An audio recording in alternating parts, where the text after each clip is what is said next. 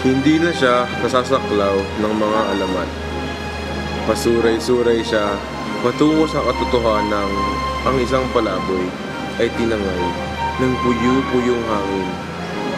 Kamusmusang nanguluntoy, kamuraang matigang.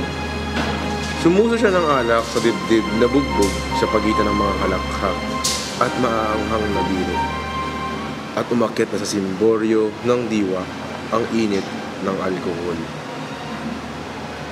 Ngayon pinupuno niya ng nikotina ang mga bagang dinadarang ng alak sa mga landas ng dugo. Ibinuga niya ang asap ng lipunan at pasuray-suray ngang binabagtas ang lansangan patungo sa isang kinabukasang pusikit tulad ng hating gabi. Kung kapatid mo siya, ano ang iyong iisipin?